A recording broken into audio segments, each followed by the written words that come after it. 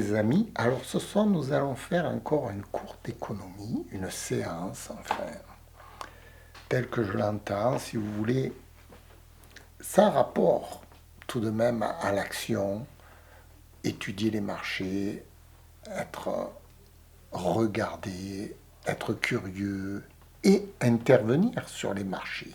Parce qu'ensuite nous allons intervenir sur les marchés.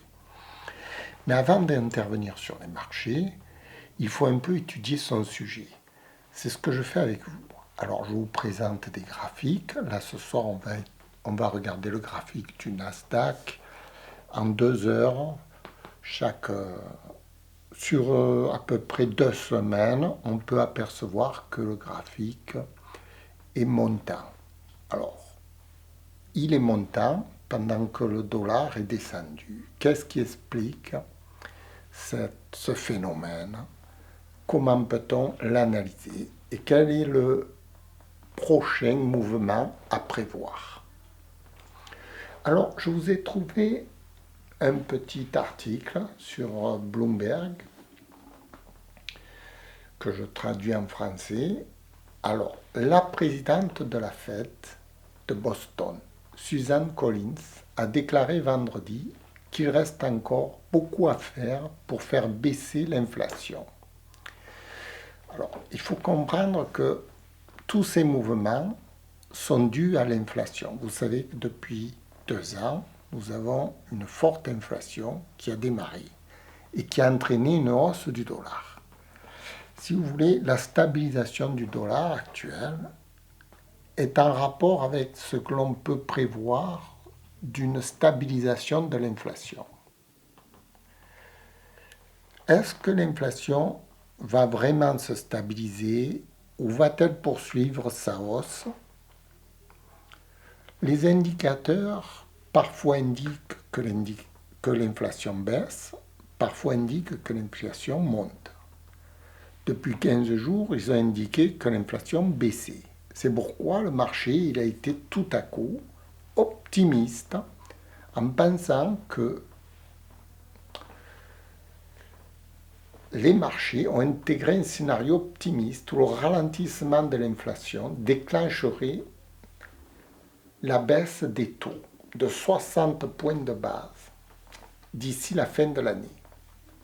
Évidemment, ce n'est pas confirmé par le président de la Fed qui ne pense pas du tout que l'inflation va chuter. Alors, le point mort à 2 ans, une mesure des attentes d'inflation du marché, se rapproche de l'objectif de la Fed qu'avant la tourmente bancaire. Bon, si vous voulez, ce sont des idées un peu bancales, hein, tout ça. Il faut bien se l'avouer, parce que ce sont des suppositions. Les gens supposent que l'inflation est arrivée à son maximum et c'est pourquoi le dollar a tout à coup baissé. Et les marchés se sont enflammés. Les actions ont baissé, comme ce que vous pouvez voir sur le graphique du Nasdaq et les différentes bourses, places boursières qui ont flambé. La flambe, le fait que les bourses montent, a plusieurs facteurs. L'inflation en est une, mais il n'y a pas que l'inflation. Il ne faut pas croire qu'il n'y a que ça. Les bourses montaient avant que l'inflation arrive. Si vous voulez, l'inflation a fait ralentir le mouvement des bourses. Est-ce que l'inflation va se poursuivre? Tout est la grande question du marché. Parce que si l'inflation revenait ou reprenait du poil à la bête, les bourses seraient impactées. Et le dollar pourrait remonter s'il a fait d'essayer de réaccentuer sa hausse des taux. Donc tout est lié, tout est compréhensible. Il s'agit de savoir ce qui va se passer dans les jours prochains. Voilà, nous allons suivre l'économie, tous ensemble, vous et moi, tous tous ensemble, on va faire la fête. Hein.